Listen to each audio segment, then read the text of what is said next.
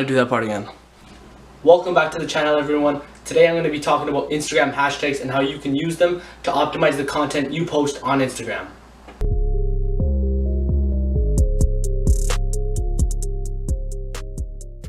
Now, as always, if you guys can screenshot this part of the video and post it on your social media and tag me, I will reshare it and shout you out. Now let's get into the video. Okay, so Instagram hashtags. There's two types of posts you can do on Instagram. There's story posts and then there's your feed posts. First, I'm going to be discussing feed posts and how you can utilize hashtags to optimize them. Okay, so the maximum number of hashtags you can have on a feed post is 30. Now, I recommend staying in between 25 and 30. I find that's the overall best zone to stay in. My best zone is 27 to 28.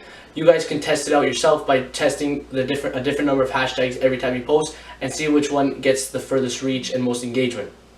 Now, there are two ways to use hashtags on your feed post. The first way is to post it in the caption of the photo, and the second way is to post it in the first comment immediately after you post the photo.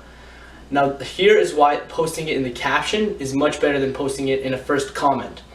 So the way Instagram hashtags work is when you search up a hashtag, it'll show you all the posts on that hashtag. And then when more posts are added using that hashtag, they'll show up in the feed, higher up in the feed, and then as more posts go, a single post will traverse down the feed and show up lower. So when you post a picture using a hashtag in the caption, your picture's posted and your hashtag is immediately used, so your picture will immediately show up in that chronological order of Instagram hashtag timelines, if you're following that certain hashtag you used. Now, if I post a picture on Instagram and I hashtag that same picture, I edit the caption, let's say, and I hashtag it the next day, my picture will show up in that hashtag if you search it up, but it'll show up lower in the list because in that time that the picture wasn't hashtagged, other pictures were posted and kind of pushed my picture down the list. Now, this also has to do with the hashtag you use and how many people are using it, but I'll get to that later. But that's basically the concept of how it works. So that's why I suggest putting it in the caption. So as soon as the picture is posted, your hashtag is used and it'll show up at the top of that hashtag list if you search up the hashtag.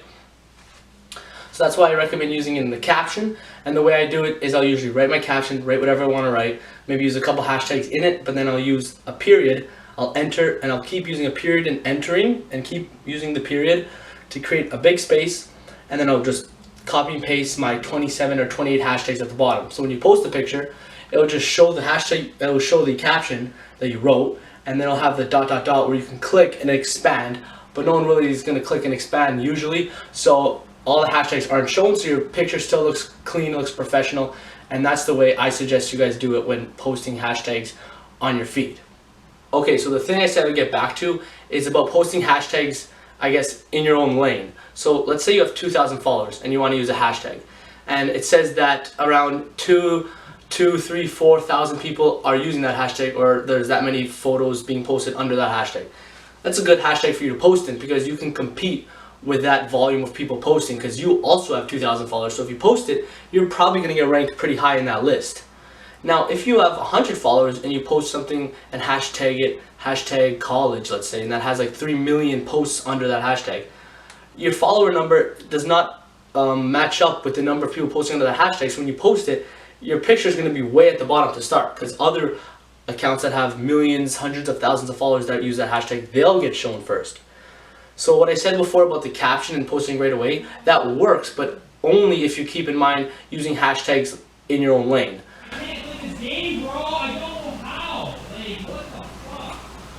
I don't know if you guys can hear that. My roommate is raging over Fortnite.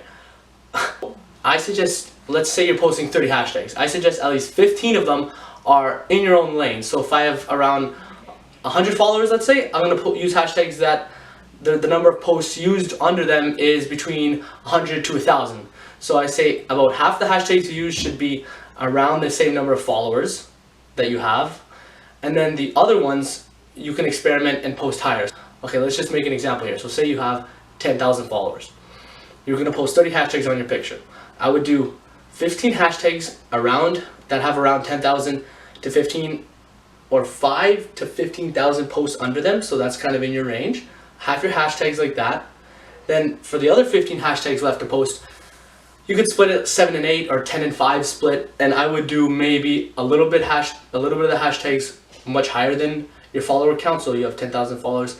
maybe use some hashtags that have maybe 30,000+ posts under them, and then also have some hashtags that have less than 5,000. So the majority is in your zone, which is what you want, but then you also shoot out a couple in other zones just on the off chance that people might come across their picture anyway. But definitely keep most of your hashtags within your lane. Okay, and now for your story. So the maximum number of hashtags you could have on a story is only 10. So I would suggest posting all 10 within your range of followers. So the number of posts under that hashtag has to fall closely to the number of followers you have to optimize it, since you only have 10 to work with. Now, I strongly suggest using hashtags on your story, because when you look at the analytics of your story, it's just another tool that you can see and pull data from. So you can see how many people came to your story or your profile from your hashtags.